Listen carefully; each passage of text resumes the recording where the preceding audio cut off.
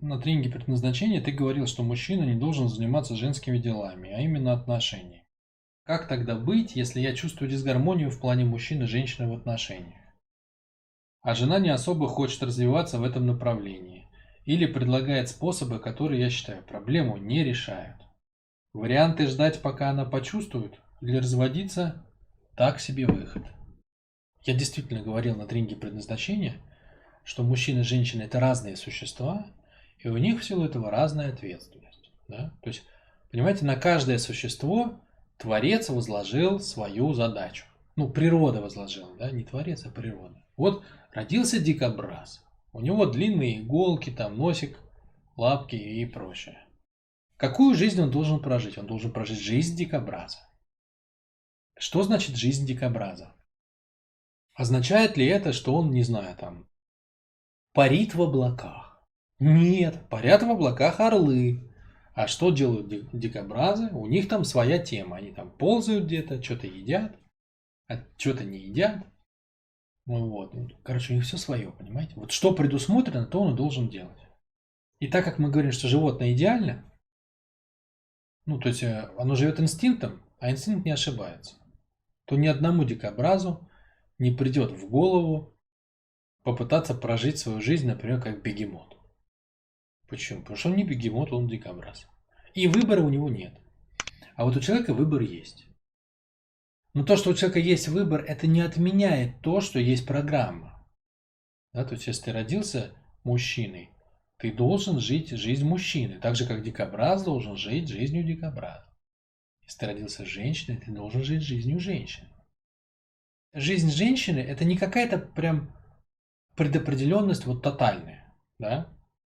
Но это значит, что есть в твоей природе важные акценты, которые ты не можешь игнорировать. То есть, понимаете, мы не можем жить, не учитывая волю природы. Некоторые не учитывают и говорят, вот я, например, родился мужчиной, но я чувствую себя женщиной. Да? Пошел и что-то там убрали у него лишнее, да? Что-то приделали. Но это же не отменяет, что когда он родился, программа-то заложенная в него мужская, но это же нельзя отменить. Вот сделали робота, да, чтобы он ходил, там, не знаю, по комнате. И, ну, допустим, там, играл в мяч, да. Вот сделали робота, который может играть там, ну, примитивно играть в мяч. В него заложена такая программа. Программа. Конечно, ему можно оторвать руки, ноги там и еще что-нибудь отломать. Но программа-то от этого же не изменится. То же самое с человеком. Понимаете, у нас есть программа. Эта программа допускает много вариаций. Но есть и заданности. Так вот, мужское и женское – это определенные заданности. В чем заданность женская? Заданность женская в том, что женщина должна выполнять самое главное – пропускать через себя искру жизни. У нас сегодня 8 миллиардов людей. Все эти 8 миллиардов людей, они родились женщинами. Никого не родил Вася, никого не родил Боря. И Вася и Боря поучаствовали в этом процессе, но никого не родили. Сама искра жизни, она проходит только через тело женщины. Искра продолжения жизни, да? То есть женщина рождает следующего человека, и мужчину, и женщину. И эта женщина родит следующего. А там этот следующий, если мужчина, до свидания. А если женщина, то родит следующего. То есть жизнь течет, вот сама жизнь как бы из поколения в поколение, она течет через тела женщин. Мужчина участвует в этом процессе, мужчина обслуживает этот процесс, но он не через его тело это течет. Понимаете, вот что такое женщина в природе. Ну и коли рождается такое существо, и природа как бы говорит, ты родилась, чтобы через тебя продолжилась жизнь. Ну как можно после этого выбрать карьеру, например? Да? Это же значит как бы поставить крест на том, что имела в виду природа. Я имею в виду карьеру выбрать вместо, да? То есть я совершенно не имею в виду, что женщина не может строить карьеру. Я даже близко такое не имею в виду. Может, должна, и сегодня такое время, ля-ля, да? Но не вместо этого, а в дополнение к этому. Почему? Потому что это природный приоритет. Природный приоритет. Потому что существо типа женщина, да, Оно предназначено для этой цели. И вот если этого нет, то все остальное как бы не так важно. Дать жизнь. Вот это не может мужчина. Мужчина может отнять жизнь, но не дать. Женщина может дать. А может и отнять, кстати. У женщины палитра состояния шире, чем у мужчины. Вот, поэтому отношения, да, отношения с людьми мы относим в нашей системе больше к женской, как бы, к женской доле. К женской доле. Потому что продолжение жизни подразумевает особую важность других людей в жизни женщины. Поэтому ей дан инструмент особый для настройки отношений с другими людьми. Это эмоции. Женщина эмоциональна. Эмоции – это инструмент построения отношений. Нет, конечно, это и инструмент там покрасоваться, сделать классные фоточки, запостить в Инстаграм. Это все тоже, да, там потанцевать, побегать, попрыгать, там, покрутить чем-нибудь. Это все да. Но главное для чего дан инструмент эмоций – это строить отношения. И мужчине таких эмоций, кстати, не дано. Да? Поэтому ответственность за отношения лежит на мужчине. О, извиняюсь, на женщине. Конечно же, на женщине. На мужчине лежит что ответственность за что? Чтобы он откликался на то, что дает женщина. Он не должен инициировать. И он не должен определять, какими должны быть отношения. Почему? Потому что это не его.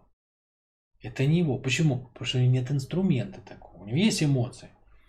Но они устроены по-другому.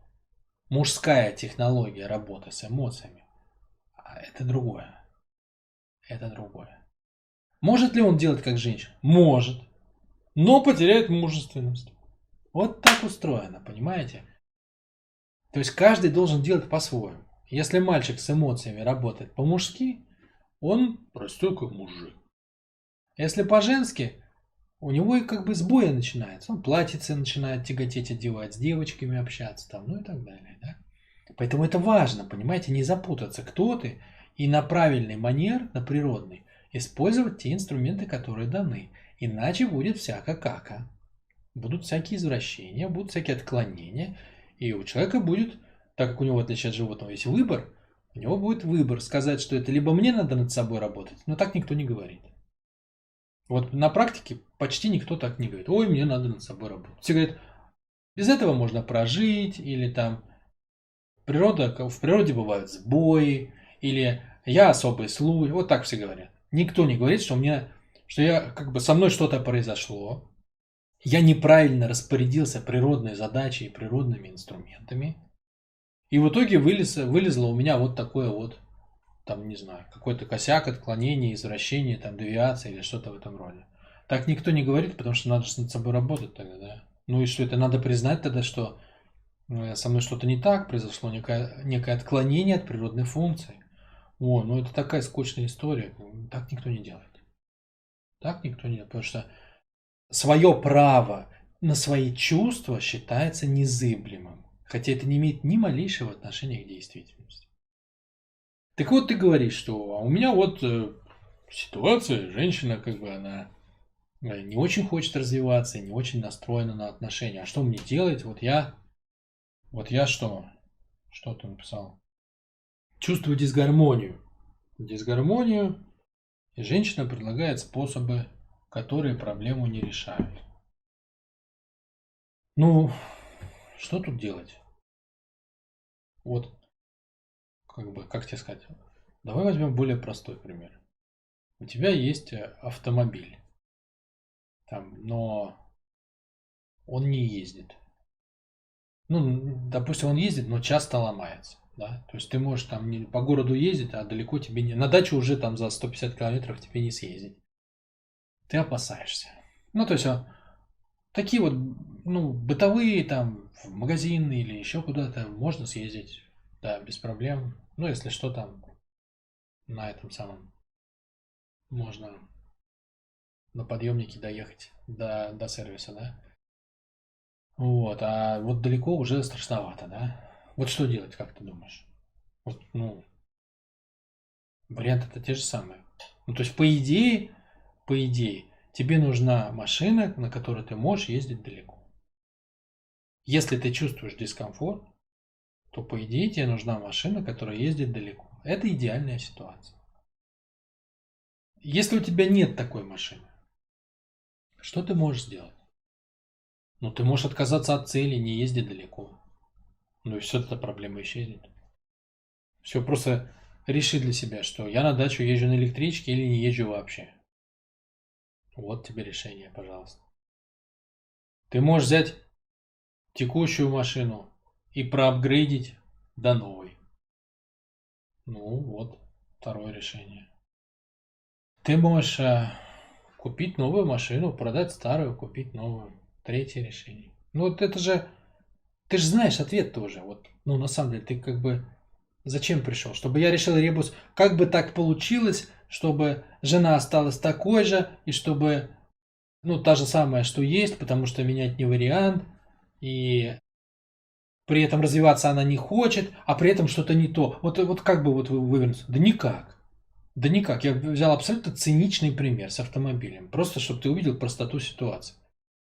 Больше никак, понимаешь? Ну, то есть, кто-то должен в этой ситуации измениться. Либо твоя цель, либо ты, либо машина.